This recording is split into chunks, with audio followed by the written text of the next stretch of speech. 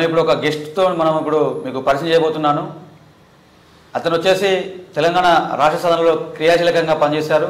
అటు రాజకీయంలో కావచ్చు, ఇటు జర్నలిజంలో కావచ్చు, అటు సేవా రంగంలో కావచ్చు, నిరంతరం కూడా ప్రజాసేవలో నిత్యం ఉంటూ ఏదో ఒకటి చేయాలనే తపటితో అతను ముందుకు వస్తున్నారు. ప్రస్తుతానికైతే అతనికి చేసిన సేవలను గుర్తించి ఎఫ్టీపీసీ డైరెక్టర్గా అతనికి ఒక గుర్తింపు అయితే ఇచ్చారు. సినిమా రంగానికి సంబంధించి మీడియా ఇన్ఛార్జిగా డైరెక్టర్గా ఇచ్చారు. అతనే మన మున్నూరు చందు. నమస్కారం. నమస్తే. బాగున్నారా? బాగున్నా. ఎఫ్టీపీసీ డైరెక్టర్గా మీరు ఎన్నికైనందుకు మీకు ప్రత్యేకంగా శుభాకాంక్షలు. Thank you. సేమ్ ఎందుకంటే మా జర్నలిస్ట్ సోదరుడు, నువ్వు సీనియర్ జర్నలిస్ట్ కాబట్టి ధన్యవాదాలు. Thank you. మున్నూరు చంద్ గారు పాలమూరు నుంచి ఇక్కడ సికింద్రాబాద్కి వచ్చి ఇక్కడ సీతాఫల మండిలో శ్రీనివాసం ఏర్పరచుకున్నారు.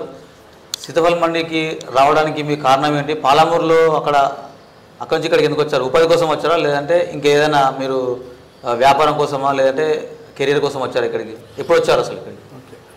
నేను వనపర్తి, ప్రస్తుతం జిల్లా పాన్గల్ మండలం విలేజ్లో అయితే జన్మించాను.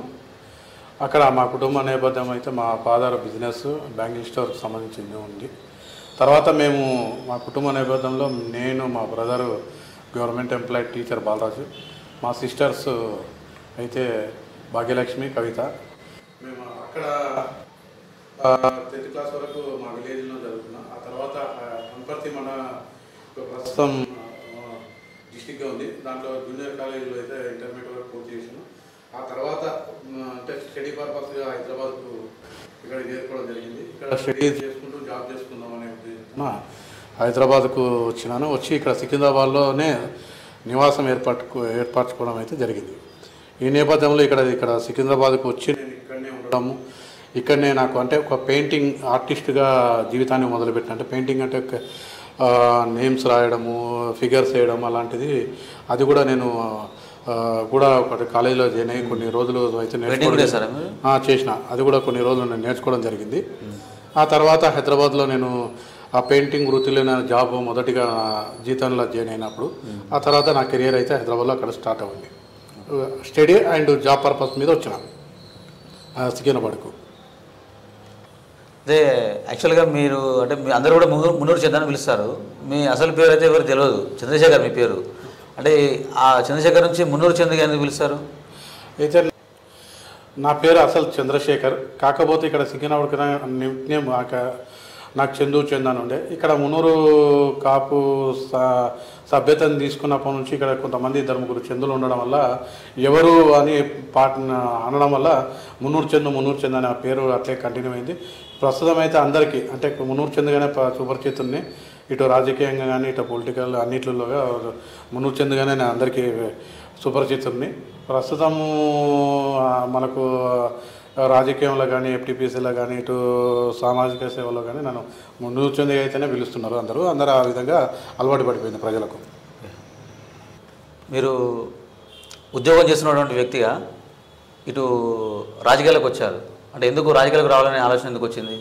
అంటే ఉద్యోగం రాజకీయంలో నేను ఉద్యోగం అంటే చిన్న ఉద్యోగం చేసుకున్న సందర్భంలో నాకు అంటే నేను గతంలో అంటే ఇంటర్మీడియట్ చదువుతున్నప్పుడు ఏబీపీ కాలేజీ వైస్ ప్రెసిడెంట్గా కూడా ప్రస్థానం స్టార్ట్ చేసిన. అక్కడి నుంచే నాకు రాజకీయాలు అంటే ఇంట్రెస్ట్ ఉండే. అప్పుడు ఎర్ర సత్యం హయాంలో కూడా కొన్ని సందర్భాల్లో అక్కడ ఈ యూత్గా వర్క్ చేసిన. ఎర్ర సత్యం ఎమ్మెల్యేగా ఉన్నప్పుడు ఆ టైం నుంచి కూడా నాకు రాజకీయాల వైపు రావాలనే ఉద్దేశంతోనే ఉండే. కానీ అప్పుడు అంటే ఏజ్ చిన్నది కావడంతో నేను ఏబీపీగా వైస్ ప్రెసిడెంట్గా పనిచేశాను కాలేజీలో. ఆ తర్వాత హైదరాబాద్లోకి వచ్చినాక అప్పుడే మన ఐఏఎస్ ఆఫీసర్ జయప్రకాష్ నారాయణ గారు ఒక పార్టీని అయితే స్థాపించడం జరిగింది. ఆయన మంచి భావాలతోన లోక్సత్తా పార్టీ యువతను ప్రేరేపించే విధంగా పార్టీ అయితే ఉండడం జరిగింది. చిన్న గ్రామాల్లో చిన్న పరిపాలన, విభజనతో పాటు గ్రామీణాభివృద్ధి, వ్యవసాయం, యువతకు ఉపాధి ఇలాంటి అవకాశాలు చేస్తే రాజకీయం అవినీతి లేకుండా పరిపాలన సాగించే విధానాన్ని ఆయన ఎక్స్ప్లెయిన్ చేసే విధానాన్ని ఆయన రోజు ఇంటర్వ్యూలో చెప్పడం నేను చూడడం జరిగింది. దాన్ని ఆకర్షితులు అయిపోయి వెంటనే ఇక్కడ నేను మనకు సికింద్రాబాద్లో ఒక సభ్యత నమోదు కార్యక్రమాన్ని ఏర్పాటు చేశారు. ఆ క్రమంలో నేను అక్కడికి వెళ్ళి లోక్సత్తా పార్టీలో అయితే నేను పార్టీ సభ్యత అనేది తీసుకోవడం జరిగింది. పార్టీ సభ్యతను తీసుకున్న తర్వాత ఇక్కడ సికింద్రాబాద్లో అప్పుడు అంటే ఏళ్ళ మీద లెక్క పెట్టుకోవచ్చు, ఓ 5 మంది 10 మంది, అంటే కొంతమంది వినోద్ అని, అట్లా వారసుడు శ్రీకాంత్ అని, నేను ఒక 5-6 మంది కలిసి ఒక సికింద్రాబాద్ కాన్స్టిట్యూన్సీకి బలంగా ఏర్పాటు అయితే చేయడం జరిగింది. ఇప్పుడు కటారి శ్రీనివాస్ అని అప్పుడు ఆయన లెక్చరర్, ఇప్పుడు ఆయన V5 దాంట్లో న్యూస్ కూడా చదువుతుంటారు. అతని సమక్షంలో జయప్రకాష్ నారాయణ కలవడం జరిగింది. అక్కడ మేము ఏం చేసినంటే మాకు చాలా అంటే మాకు ఐఏఎస్ ఆఫీసర్ అయిన జయప్రకాష్ నారాయణ చెప్పిన భావాలు ఆ ఉద్దేశంతో అక్కడ అయితే లోక్సత్తలో నిరంతరాయంగా మేమైతే 3 సంవత్సరాలు పార్టీకి అంకిత భావంతో పనిచేయడం జరిగింది. ఆయన సిద్ధాంతాల కొరకు సభ్యతాలు చేయడం, క్రమక్రమేణా అదే టైంలో తెలంగాణ రాష్ట్రానికి ప్రత్యేక మళ్ళీ ఉద్యమం స్టార్ట్ అయింది. ఆ నేపథ్యంలో అప్పటి వరకు అయితే పనిచేయడం జరిగింది. మీరు లోక్సత్తాలో చాలా యాక్టివ్గా పనిచేశారు. అంటే అంత మంచి జయప్రకాష్ నారాయణ గారు చాలా మంచి భావాలు ఉన్న వ్యక్తి, సమాజ మార్పు కోసం పనిచేస్తున్నారు. అట్లాంటి వ్యక్తి నుంచి అంటే ఆ పార్టీ నుంచి బయటకు వచ్చి బీఆర్ఎస్లో చేరిండు. అంటే ఎందుకు, అంటే ఈ పార్టీలో ఏమున్నది అక్కడ ఏం లేదు, ఎందుకు మీరు? జయప్రకాష్ నారాయణ పార్టీ భావాలు నచ్చక నేను ఆ రోజు పార్టీని వదిలేయలేదు. ఆ రోజు ఉద్యమం ఉవ్వెత్తున సాగుతున్న సందర్భం, అంటే పార్టీలకు అతీతంగా, కులాలకు అతీతంగా, ఉద్యోగులకు అతీతంగా యావత్ 4 కోట్ల ప్రజలు ఏకమైన సందర్భంలో పార్టీని వీడాల్సిన సందర్భం ఏర్పడింది. ఆ రోజు నేను ఉద్యమంలో పాల్గొనడానికి ఛాయశక్తుల కృషి చేయాలని చెప్పే ఉద్దేశంతో, అప్పటికే రాజకీయ అనుభవంతో కూడా కూడుకొని ఉండడంతో నేను ఆ రోజు ఉద్యమంలో చేరాలి, తెలంగాణ కోసం పోరాడాలనే ఒకే ఒక ఉద్దేశంతో నేను ఆ రోజు అయితే ఉద్యమంలో పాల్గొనడం జరిగింది. ఉద్యమం తర్వాత నేను మళ్ళీ టీఆర్ఎస్ పార్టీలో రావడానికి అప్పుడున్న సందర్భం, టీఆర్ఎస్ పార్టీ ఉవ్వెత్తున అందరూ టీఆర్ఎస్ పార్టీతోనే సాధ్యమవుతుందని, కేసీఆర్ సమక్షంతోనే సాధ్యమవుతుంది, తెలంగాణ సంకల్పం నెరవేరుతుందనే ఉద్దేశం అప్పుడు బలంగా నమ్మినాం కాబట్టి అది నిజంగానే నెరవేరింది. ఆ సందర్భంలో టీఆర్ఎస్ పార్టీలో చేరితేనే కరెక్ట్ అనే సందర్భంలో ఇప్పుడున్న బీజేపీ నాయకుడు బీఆర్ఎస్ పార్టీలో ఉండే మేకల సారంగపాణి అప్పుడు టీఆర్ఎస్ పార్టీలో ఉండే అతను నన్ను పిలవడం జరిగింది. మీరు ఇంత యాక్టివ్గా ఉన్నారు, యువత నీతో పాటు మహిళలు, యువకులు అందరూ ఉన్నారు కాబట్టి మీరు టీఆర్ఎస్ పార్టీలో చేరైతే బాగుంటుందని చెప్పి ఒక సందర్భంలో ఆయన నన్ను వచ్చి కలవడం జరిగింది. ఆ సందర్భంలో నేను ఏం చేశానంటే, ఇక్కడ నుంచి సీతాఫల్ మండి డివిజన్, అప్పుడు చిలకలూరు డివిజన్ ఉండే, ఆ డివిజన్ నుంచి రాజీనామా చేసి లోక్సత్తా నుంచి బీఆర్ఎస్ పార్టీలోకి కేసీఆర్ సమక్షంలో తెలంగాణ భవన్లో కేసీఆర్ కండవ కప్పిన సందర్భంలో 200 మందిని తీసుకెళ్ళి నేను జాయిన్ అవ్వడం జరిగింది. అక్కడ జాయిన్ అయిన తర్వాత ఇక్కడ టీఆర్ఎస్ పార్టీకి తీగుల పద్మరావు గౌడ్ నాయకత్వం వహిస్తున్నాడు. అప్పుడు గ్రేటర్ హైదరాబాద్ అధ్యక్షుడిగా ఉన్నాడు. ఆ సందర్భంలో అతనిది అక్కడ నుంచి డైరెక్ట్ తెలంగాణ భవన్ నుంచి పద్మరావు గౌడ్ దగ్గరికి వచ్చి ఆయన సమక్షంలో మళ్ళీ కండవాయిదా కప్పుకోవడం జరిగింది. అక్కడ ఆయన శిష్యరికం చేసి ఇప్పటి వరకు, అంటే నేను ఏ పార్టీలో ఇప్పుడు కూడా ప్రజెంట్ లేను, అక్కడ నేను టీఆర్ఎస్ పార్టీలో అయితే చేరిన, అక్కడ ఉద్యమంలో చాలా చురుగ్గా పాల్గొన్న. పద్మారావు గౌడ్ గారు ఏదైతే ఇచ్చిన ఆదేశాలకు సూచన చెప్పకుండా క్రమశిక్షణతో పార్టీకి అంకితభావంతో చాలా సంవత్సరాల వరకు చేయడం జరిగింది. ఆ సందర్భంలోనే మనకు తెలంగాణ రావడం జరిగింది. తెలంగాణ వచ్చిన సందర్భంలో కూడా ఆయన పద్మారావు గౌడ్ అయితే డిప్యూటీ స్పీకర్ కావడం జరిగింది మొదటి తెలంగాణ ఏర్పడిన గవర్నమెంట్ తర్వాత. అక్కడ పద్మారావు గౌడ్ గారు ఎప్పుడైతే డిప్యూటీ సీఎం అయిందో ఆయన ప్రభుత్వంలో ఆయనలో కూడా నేను బీఆర్ఎస్ పార్టీలో, అప్పుడున్న టీఆర్ఎస్ పార్టీలో అయితే పనిచేయడం జరిగింది. ఆ తర్వాత క్రమక్రమేణా లోకల్ బాడీ ఎలక్షన్స్ రావడం జరిగింది, జిహెచ్ఎంసీ కార్పొరేటర్ ఎలక్షన్స్. అప్పుడు నేను చాలా సుదీర్ఘంగా పనిచేసిన కాబట్టి పద్మారావు గౌడ్ గారి ఆదేశాల మేరకు చురుకుగా పాల్గొని చాలామంది యాక్టివిటీ చేయడం, మహిళలను జాయిన్ చేయడం, యువతను జాయిన్ చేయడం, బస్తీ సమస్యలు తీర్చడం, ఇలాంటి సమస్యలు చాలా వరకు చురుగ్గా పాల్గొన్న. ఆర్థిక ఇబ్బందులున్న పార్టీకి అయితే ఎన్నడూ వినలేదు, పార్టీకి అంకిత భావంతో అయితే పనిచేసుకుంటా ముందుకు రావడం జరిగింది. ఆ నేపథ్యంలో నేను మా మిస్సెస్ సంగీత, ఇప్పుడు ఆమె చదువుకున్న వ్యక్తి, ఇక్కడనే నామూలంలో పుట్టి పెరిగింది, ఒక పీజీ వరకు చదువుకున్నది, ఆమె లాయర్ ఇప్పుడు ప్రస్తుతం. ఆమెకు టికెట్ కావాలని మహిళకు కేటాయించడంతో నేను పద్మారావు గౌడ్ గారిని టికెట్ ఆశించడం జరిగింది. ఆ నేపథ్యంలో అతను టికెట్ చూద్దాం ఎవరికి వస్తుందో మన చేతిలో లేని పని ఇప్పుడు చూద్దాం ఇది అని చెప్పడం అయితే జరిగింది. ఆ నేపథ్యంలో నేను టీఆర్ఎస్ పార్టీకి ఆ సందర్భంలో అప్పటివరకు అయితే పనిచేసింది. లోకల్ బాడీ ఎలక్షన్లో కూడా పూర్తిగా పనిచేసి కార్పొరేటర్ ఎలక్షన్లో కూడా ఎనలేని కృషి చేసి అయితే చేయడం జరిగింది.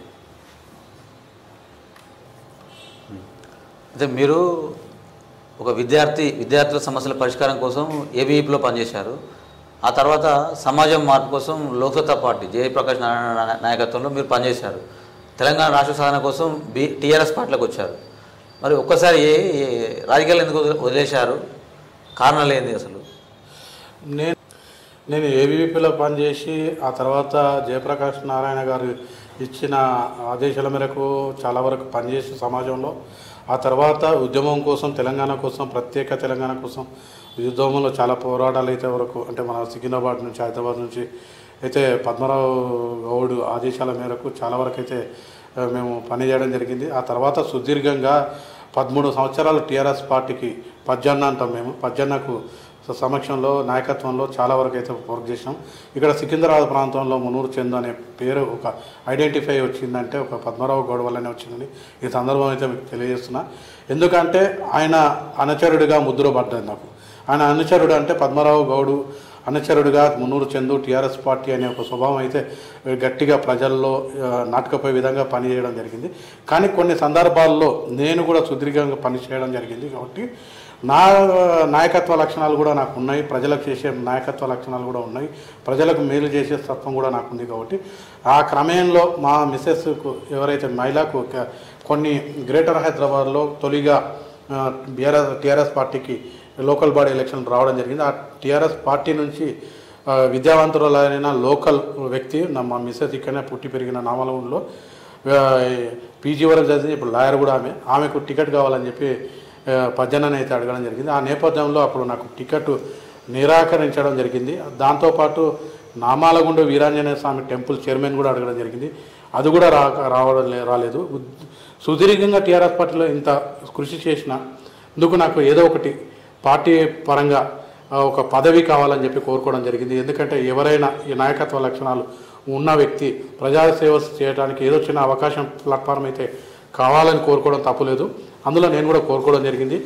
అది నాకు అందలేదు. అంటే అప్పుడు ఉన్న సమీకరణ వల్లనో మళ్ళీ అక్కడ ఉన్న పార్టీ ఆదేశాల మేరకు పజ్జన అయితే నాకు ఇవ్వడం లేదు.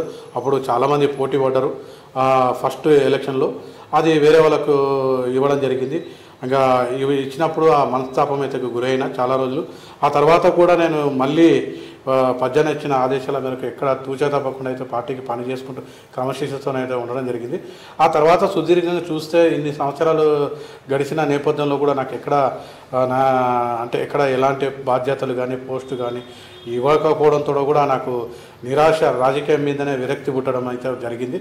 పజ్జన వ్యక్తి నాకైతే నా జీవితంలో మరవలేని వ్యక్తి. ఎందుకంటే నాకు కష్టసుఖాలలో కానీ ఎక్కడైనా నాకు ఆయన అండగా నిలిచాడు. ఇప్పటికి కూడా ఎప్పుడైనా వెళ్తే చందు ఎలా ఉన్నావు, మీ కుటుంబం ఎలా ఉంది, ఎన్ని స్వభావం అవుతుంది, మా ఇద్దరి మధ్య అయితే ఎలాంటి వ్యక్తిగత వివాదాలు అయితే లేవు. పార్టీ పరంగా ఆదేశాల మేరకు పజ్జన అయితే పనిచేయడం జరిగింది. ఆయన ఆదేశాల మేరకు నేను పనిచేయడం జరిగింది. ఒకే ఒక కారణం ఏంటంటే నాకు అవకాశాలు దొరకకపోవడంతో నేను ఇక్కడ అందువల్ల ఆ పార్టీని వీడిన తర్వాత కూడా నేను పార్టీని వీడాల్సి వచ్చింది. వీడాల్సిన సందర్భం ఏంటంటే ఇక భవిష్యత్తులో కూడా నాకు ఏమీ రాకపోవచ్చు అనే ఉద్దేశంతోన ఊహించుకోవడం అక్కడ నుంచి నేను నిష్కరించడం జరిగింది రాజకీయం నుంచి. జరిగిన తర్వాత చాలా పార్టీలు కూడా నన్ను అప్రోచ్ అయినాయి. కొన్ని ప్రధాన పార్టీలు కూడా మా పార్టీలో జైన్గా నీకు కాలక్రమేణాలో ఏదో ఒకటి నామినేట్ పోస్ట్ ఇచ్చడం కూడా జరిగింది. కానీ నేను పజ్జనకు మాట ఇచ్చిన, పజ్జనకు మీరు మీ నాయకత్వ లక్షణాలు, మీరు ఇచ్చిన ఆదరణ, మీరు చూపించిన ప్రేమ కొరకు నిరంతరం మీకే పనిచేస్తానని చెప్పి ఆయనకి హామీ ఇవ్వడంతో నేను ఇప్పటివరకు కూడా ఏ పార్టీలో చేయనికి కాలేదు. ఆ క్రమంలో నేను బిజినెస్ చేసుకుంటూ ఉన్న సందర్భంలో నాకు కొంచెం చిన్న ఒక థాట్, మా పాత మిత్రుడు నా చదువుకుంటున్న రోజుల్లో మిత్రుడు సలహా మేరకు నీవు ఎట్లా డిగ్రీ వరకు అయితే చదివినావు కదా, మా జర్నలిజం వైపు బాగానే ఉంటుంది, నీకు టాలెంట్ కూడా ఉంది, ఎందుకంటే స్క్రిప్ట్ రైటింగ్ అవి కూడా మంచిగా రాస్తావు, దాని కొరకు నువ్వు జర్నలిజం వైపు పోతే బాగుంటుందని ఒక మిత్రుడైతే సలహా ఇవ్వడం జరిగింది. ఆ నేపథ్యంలో ఏం చేసినట్టే నేను అప్పుడు డిగ్రీ కూడా చేసిన సందర్భంలో మీరు రాజకీయాల నుంచి బయటకు వచ్చిన తర్వాత జర్నలిజం వైపు మీరు అడుగులు వేశారు. ఒక రిపోర్టర్ స్థాయి నుంచి జర్నలిస్టు నాయకుని స్థాయి వరకు మీరు ఎదిగారు. అంటే ఎట్లా అనిపిస్తుంది మీకు, ఎలా సాధ్యమైంది? రాజకీయాల నుంచి నిష్కరించిన తర్వాత, రాజకీయాలు వద్దు నాకు అనుకొని బయటికి వచ్చిన తర్వాత ఎటు వెళ్ళాలనో తోచని సందర్భంలో, అంటే రాజకీయ పార్టీలో చేరటానికి ఇష్టం లేని సందర్భంలో ఒక పాత మిత్రుడు నాకు, అంటే నేను ఇంటర్మీడియట్ చదువుతున్న మిత్రుడు అతను కూడా ఒక డెస్క్లో పనిచేస్తాడు. అతను ఇచ్చిన సలహా మేరకు నేను రాజకీయం వైపును వదిలేసి ఇప్పుడు జర్నలిజం వైపుకి అయితే రావడం జరిగింది. ఆ సందర్భంలో అప్పటికి కూడా నేను నార్మల్గా బిఏ డిగ్రీ చేస్తుంటే, ఆ సందర్భంలో బిఏ జర్నలిజం చేస్తే బాగుంటుందని చెప్పి మళ్ళీ దాన్ని డిస్కంటిన్యూ చేసి బిఏ జర్నలిజం ఇప్పుడైతే సికింద్రాబాదు ఓయూ కాలేజ్ ఉంది, ఆ కాలేజీలో బిఏ జర్నలిజం అయితే చదివిన. అక్కడ చదివి దీంట్లో ఆదాబ్ హైదరాబాదు దాంట్లో ఫస్ట్ రిపోర్టర్గా జాయిన్ కావడం అయితే జరిగింది. అక్కడ జర్నలిజం ప్రస్థానం అయితే మొదలైంది. అక్కడ ప్రస్థానం మొదలైన తర్వాత అంటే వార్తలు రాయడం, సమాజం పట్ల అవగాహన, ఈ జర్నలిజానికి రాజకీయానికి అనుబంధం చాలా దగ్గర ఉండడం వల్ల నాకు జర్నలిజం కూడా చాలా ఈజీ అయింది. ఎందుకంటే ప్రజల సమస్య గురించి అక్కడ సాల్వ్ చేసేటానికి ఉంటే ప్రజలకు సమస్యలు వస్తే ప్రశ్నించే తత్వం ఇక్కడ ఉండడం జరిగింది. ఈ తత్వంతో నేనంటే గట్టిగా నేను జర్నలిజం వైపులో వార్తలు రాయడం అయితే జరిగింది. ఆ నేపథ్యంలో జర్నలిజం వైపు ఇష్టం, మొగ్గు పెరగడం జరిగింది.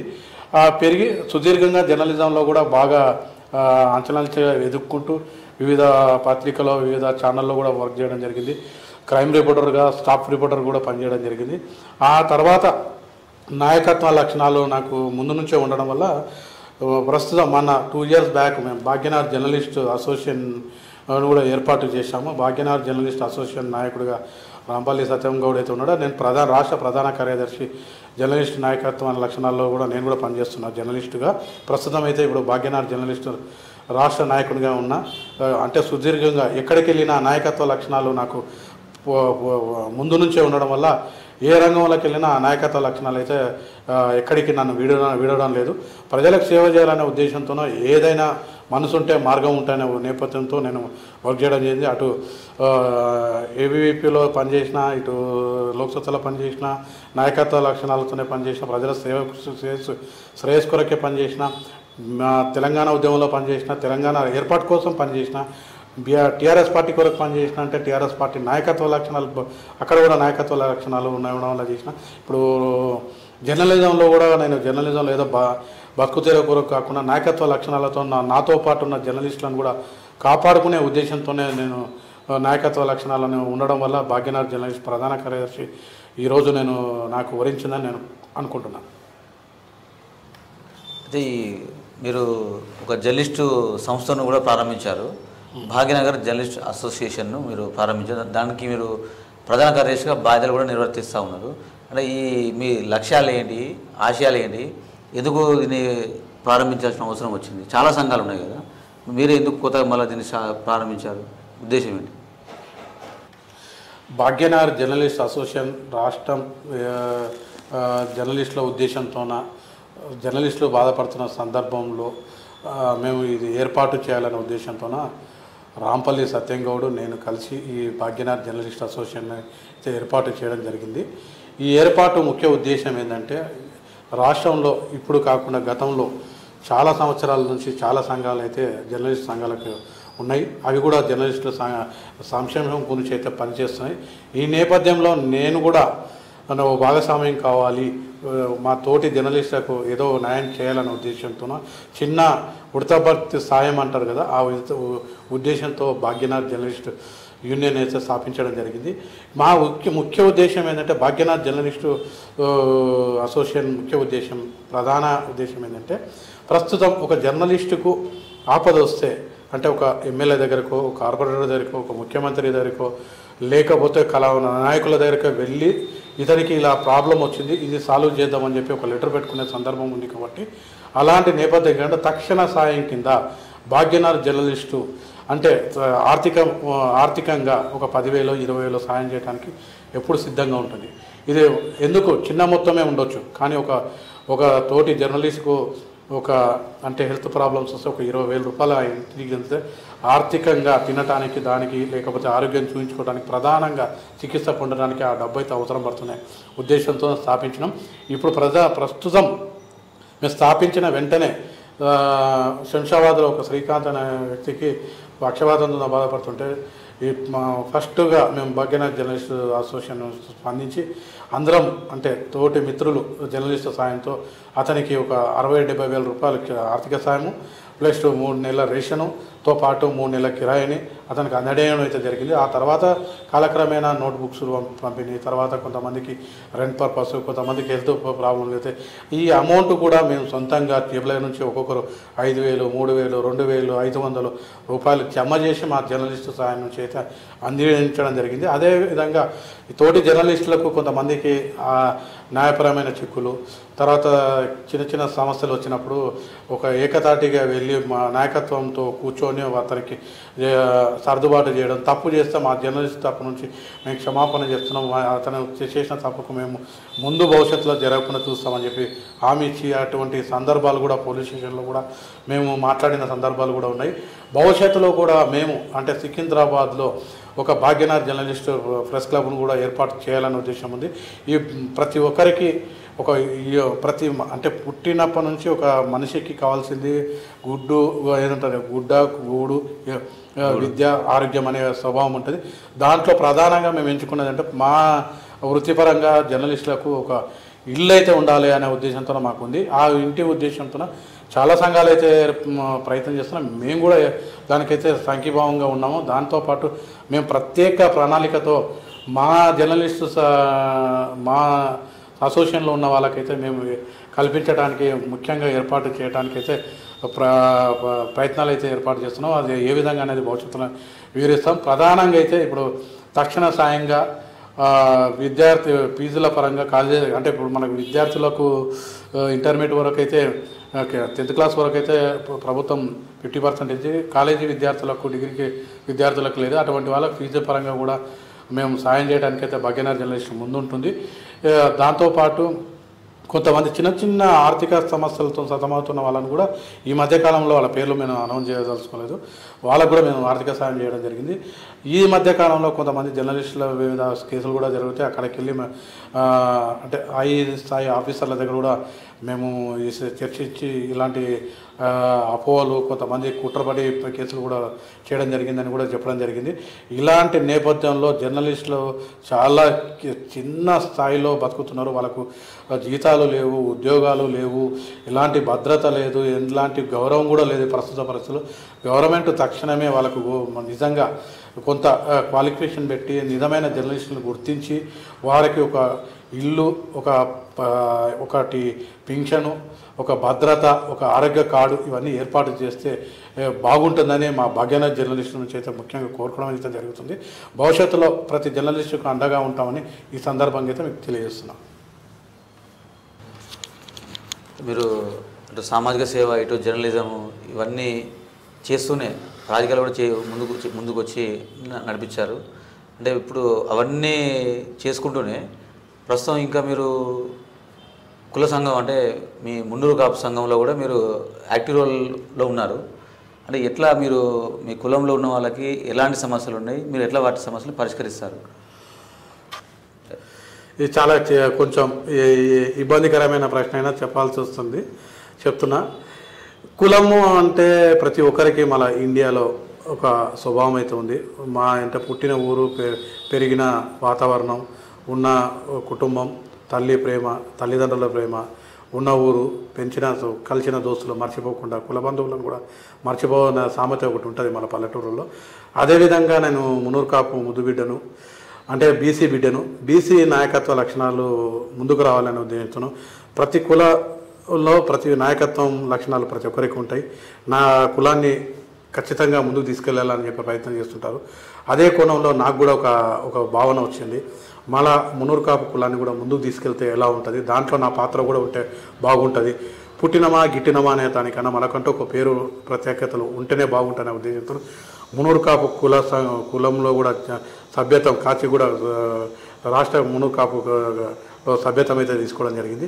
అక్కడ నుంచి ఇక్కడ సికింద్రాబాద్ లింగిశెట్టి హనుమంతరావు నాయకత్వంలో నేను ఇప్పుడు మునూరు కాపు సంఘానికి అయితే రాష్ట్ర ఉపాధ్యక్షుడిగా అయితే పనిచేస్తున్నా. ఆ నేపథ్యంలో యువత ఉపాధ్యక్షుడిగా పనిచేస్తున్నా. ఆ నేపథ్యంలో ఏంటంటే చాలామంది నిరుపేదలు ఉన్నట్లే మా కులంలో కూడా చాలా బీదవాళ్ళు కూడా ఉన్నారు. అలాంటి వారికి ఒక చిన్నగా అంటే ఇప్పుడు ఒక కులంగా ఏర్పడి కొంత సాయం చేస్తే, ఒక కాలనీగా ఏర్పడి ఒక సాయం చేస్తే అందరూ బాగుపడుతున్న ఒకే ఉద్దేశం తప్ప ఒక కులమని కాదు, ఒక తలమని కాదు. విభజించుకొని 10 మందికి సాయం చేయగలుగుతాం కానీ 1000 మందికి సాయం చేయలేమనే ఉద్దేశం ఒకటి ఉంటుంది కదా. అదేవిధంగా మా మునూరు కాపు కులంలో నిరుపేదలు అయితే ఎవరు ఉన్నారో, చదువుకోలేని విద్యార్థులు, డబ్బులు లేక చదువుకోలేక, ఫీజులు కట్టలేక, బుక్స్ లేక చదువుకునే విద్యార్థులకు నా వంతుగా పాత్ర ఏదైనా ఉంటుందో అనే ఉద్దేశంతో ఈ కుల సంఘంలో చేరడం అయితే జరిగింది. చేరిన తర్వాత మా కులంలో కూడా చాలామంది ధనవంతులు ఉన్నారు, పరిశ్రమలు ఉన్న వాళ్ళు ఉన్నారు, కోటీశ్వరులు కూడా ఉన్నారు. వాళ్ళ పాత్రలో నాది ఏదంతా గోరంత రవ్వంత అంటూ సాయం అయితే నేను కూడా చేసుకుంటూ ముందుకెళ్తున్నా. ఎందుకంటే ఎక్కడో సాయం చేయడం అయితే జరుగుతుంది. ఆ సేవ అనేది మా కులంలో కూడా ఉండాలనే ఉద్దేశంతో నేను చేయడం. ఎందుకంటే అది బీసీ వర్గానికి చెందిన నాయకత్వం. బీసీలు ఎక్కువ శాతం రాజకీయంలో ముందుకు పడరు కాబట్టి ఈ రకంగానైనా రాజకీయ ప్రస్థానం ఉంటుందనే ఉద్దేశంతో అన్ని రంగాలలో ఈ రంగం కూడా ఎన్నుకోవడం జరిగింది. అందులో ఇప్పుడు మా మునూరు కాపుల్లో చాలామంది చిన్న చిన్న విద్యార్థులు ఫీజులు కట్టలేని పరిస్థితి కూడా ఉంది. అక్కడ కూడా స్కూల్కి వెళ్ళి నేను ఒక జర్నలిస్ట్, ఒక రాజకీయ నాయకుడిగా పలుకుబడి ఉన్న సందర్భంలో పోయి ఈ స్టూడెంట్ ఈ ఫలానా వ్యక్తి కట్టలేని పరిస్థితిలో ఉన్నారు, వాళ్ళకు మీరు మేము మా మునూరు కాపు నుంచి కొంత అమౌంట్ మేము పే చేస్తాం, మిగతాది మీరు మాఫీ చేయండి అని ఇక్కడ ఉన్న అమరావతి స్కూల్స్ కానీ కొన్ని స్కూల్స్లో కాలేజీలలో కూడా గతంలో జరిగి వాళ్ళకి ఫీజులు కూడా కట్టడం జరిగింది. ఆ జరిగిన విద్యార్థులు ఇప్పుడు బీటెక్ చదివి ఇప్పుడు ఉద్యోగాలు కూడా చేస్తున్నారు. కొంతమంది అయితే విదేశాల్లో కూడా వెళ్ళిన సందర్భాలు ఉన్నాయి. అంటే మేము చేసింది కులమో కాదు, ఒక వ్యక్తికి కానీ మేము విభజించుకొని హెల్ప్ చేయడం జరిగింది. ఆ ఉద్దేశంతో ఆ బీసీ బిడ్డగా, ఒక మునూరు కాపు బిడ్డగా, ఒక పేద విద్యార్థులకు సాయం చేయాలని దృఢ సంకల్పంతో మునూరు కాపు నాయకత్వ లక్షణాలతో ముందుకెళ్ళడం జరిగింది. కానీ ఒకే కులానికి చేయాలనే ఉద్దేశం అయితే కాదు. ఎవరైనా ఏ కులానికైనా అక్కడ బీద వాళ్ళు ఉన్న వాళ్ళు సాయం చేస్తే గల్లీ, ప్రాంతము, నియోజకవర్గము, రాష్ట్రము, దేశము బాగుంటుంది. ఎందుకంటే యువత బాగున్నప్పుడే దేశం బాగుంటుంది అనే స్వభావంతో చేయడం జరిగింది. ఏదైనా పరిధి గీసుకొని దానికి హెల్ప్ చేయడం అయితే యువత నేర్చుకోవాలి. అది కులమా, తలమా, ప్రాంతం అని కాదు, మనలోన మాత్రం ఒక స్వభావం ఉండాలి. మనం ఎదుగుతూ ఇతరులకు సాయం చేసే లక్షణాలు ఏర్పడితే ఎక్కడైనా సాయం చేసే లక్షణాలు ఉంటాయి. అదే స్వభావంతో గతంలో రాజకీయంలో చేసిన, ప్రాంతంలో చేసిన, కాలనీలలో చేసిన, బస్సులలో చేసిన, ఇట్లా మునూరు కాపు సంఘాన్ని కూడా చేసిన. ఇప్పుడు రాష్ట్రంలో మునూరు కాపు కాచిగూడలో కూడా ప్రధానంగా నేను ఒక గుర్తింపు ఉన్న వ్యక్తిగా ఉన్నా. ఇప్పుడు మేము పుస్తమెట్ట, ఒక చిన్న పేద కుటుంబం పెళ్లి చేసుకుంటే పుస్తమెట్ట మా మునూరు కాపు నుంచి వాళ్ళకు బహుకరిస్తాము. ఒక చీర పద్ధతితో పుస్తమెట్ట బంగారు ఇవ్వడము, ఇంత అమౌంట్ ఇవ్వడము. పేద విద్యార్థులకు మునూరు కాపు సంఘం నుంచి కాచిగూడలో విద్యార్థి సంఘంలో హాస్టల్ ఇవ్వడం, వాళ్ళకు ఫీజులు కట్టడము, వాళ్ళకు హాస్టల్ వసతులు కల్పించడము, ఇవన్నీ కూడా జరగడం జరుగుతుంది.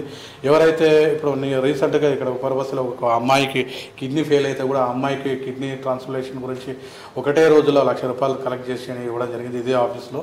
ఆ తర్వాత కూడా ఆ అమ్మాయికి నెల ఒక ₹5,000, ₹10,000 ఇంటి ఖర్చులకు ఇవ్వడం జరుగుతుంది మా సంఘం తరపు నుంచి. అంటే ఇది ఉద్దేశం అనేది సంఘం అని కాదు, ఒక మనిషి ఏదైనా నిర్ణయించుకొని ఒక కోణమో, ఒక పేరో, ఒక తలమో పేరు పెట్టుకొని వ్యక్తిగత సాయం చేయడం అయితే జరుగుతుంది. ఇది అందరూ ఇదే కోణంలో చూడాలి. కులము తలం అనేది కాదు. వ్యక్తికి కష్టం వచ్చిందంటే నిలబడే తత్వం అనేది నేర్పరచుకోవాలి. అదే తత్వాన్ని మునూరు కాపు సంఘంలో ఓ మునూరు చందుగా నేను అయితే సాయం చేయడం జరుగుతుంది. వారి పెద్దల సమక్షంలో నేను ముందుకు వెళ్ళడం జరుగుతుంది. మీరు ఎఫ్టీపీసీ తెలంగాణ మీడియా డైరెక్టర్గా ఎన్నికయ్యారు. అసలు ఎఫ్టీపీసీ కాన్సెప్ట్ ఏంది, దాంట్లో మీ బాధ్యత ఎట్లా ఉంటాయి? ఎఫ్టీపీసీ మీడియా డైరెక్టర్గా నాకు బాధ్యతలు అయితే మొన్న వారం రోజుల కింద అయితే ప్రకటించడం జరిగింది హైదరాబాద్ బషీర్బాగ్ ప్రెస్ క్లబ్లో. ఇది జాతీయ సంస్థ, గ్లోబల్ సంస్థగా ఉంది. ఇది ఎఫ్టీపీసీ మీడియా అంటే ఇది film and television promotion of council తో ఇది ఇండియాలోనే అతిపెద్ద సంస్థ. ఈ ఫిలింకు, టెలివిజన్కు సంబంధించింది. అంటే చిన్న చిన్న పాత్రలు, యువత ఈ మధ్యకాలంలో సినిమాలు తీయడము, వెబ్ సిరీస్ తీయడము, షార్ట్ ఫిల్మ్ తీయడం ఇలాంటి వారికి అవకాశాలు దొరకడం లేదు. చిన్న చిన్న నిర్మాతలు, డైరెక్షన్లు, రచయితలు, యువత తెలంగాణ యాస భాషల్లో కూడా చాలామంది వస్తున్నారు. వివిధ రాష్ట్రాల్లో వాళ్ళ భాష యాసలతో సినిమాలు నిర్మిస్తున్నారు. ఇలాంటి వారికి పెద్ద పెద్ద అవకాశాలు రావడం చాలా కష్టం తరుణంలో, ఆ తరుణంలోనే ఎఫ్టీపీసీ మీడియా డైరెక్టర్ ఎవరైతే మా జాతీయ అధ్యక్షులు చైతన్య జంగా అండ్ ప్రధాన కార్యదర్శి వర్మ, తెలంగాణ మీడియా చైర్మన్ కిరణ్ బెజాడి ఉన్నారు. వారు ఈ సంస్థలో ముందుగానే వాళ్ళు రన్ చేస్తున్నారు. మొన్న రీసెంట్గా నన్ను కూడా గుర్తించి నాకు ఎఫ్టీపీసీ మీడియా డైరెక్టర్ అయితే ఇవ్వడం జరిగింది. అది ఇవ్వడానికి కూడా 2 కారణాలు ఉన్నాయి.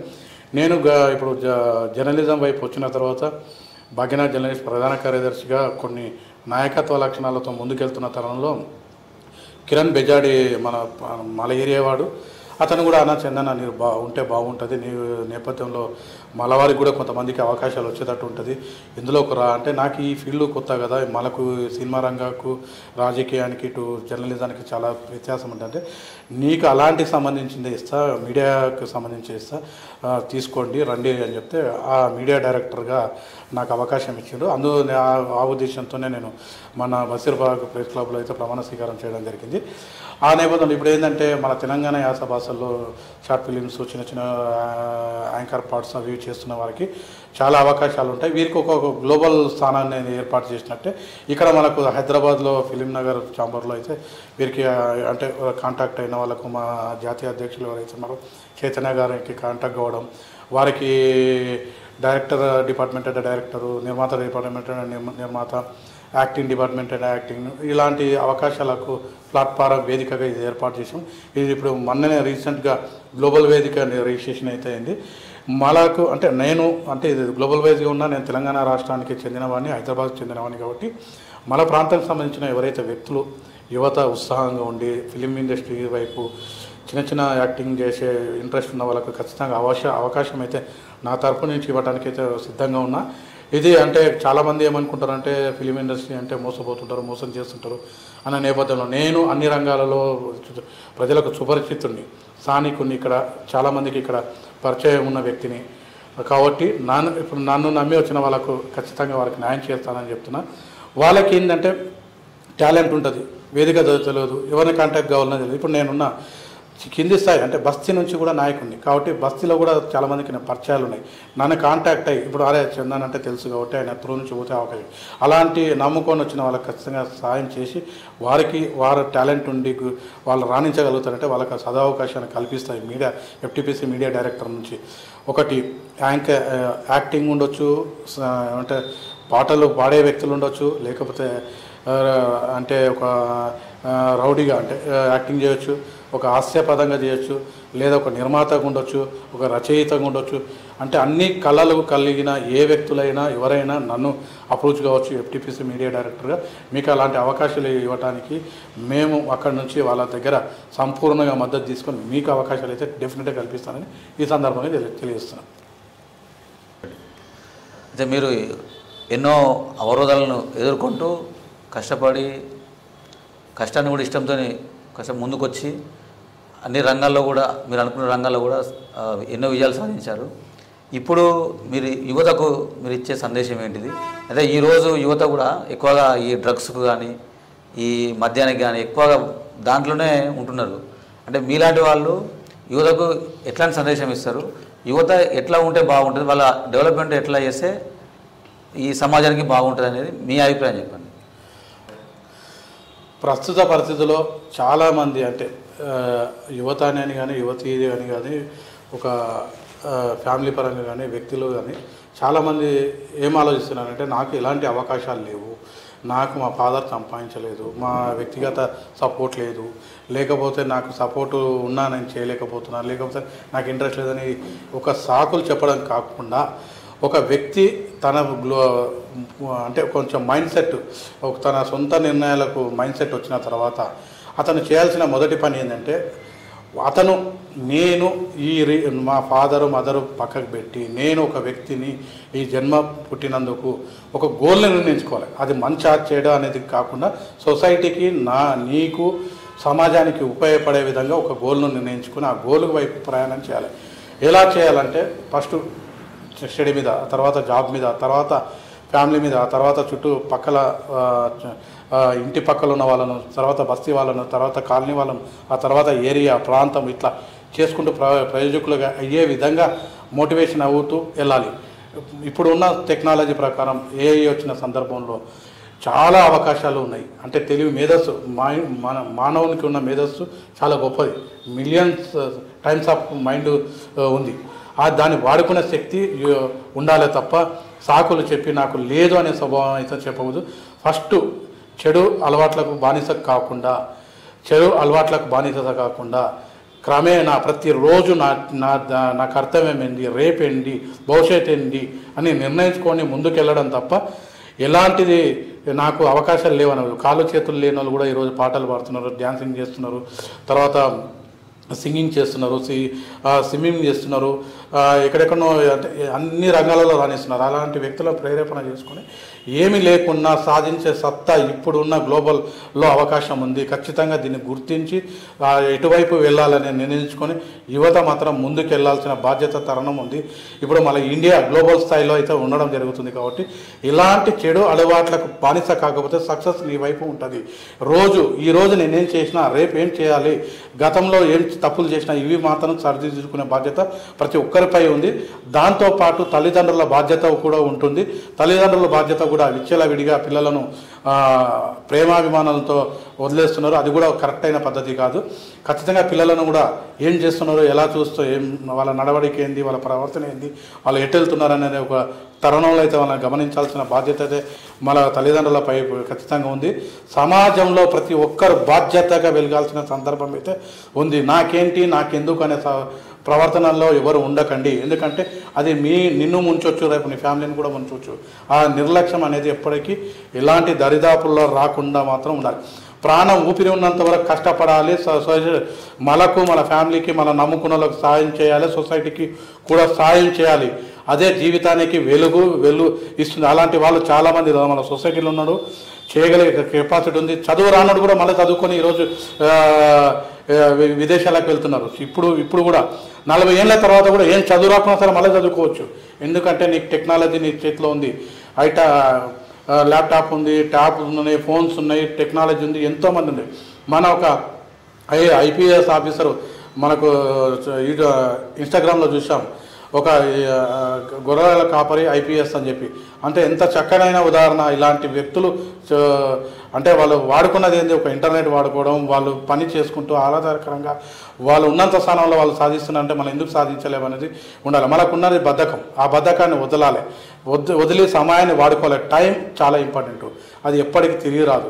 కాబట్టి సమయము, డబ్బు, ఆరోగ్యము, సమాజము, కుటుంబము, బాధ్యత, దేశము, రాష్ట్రము అనే భావనతోనే మెలిగి తీరాలి.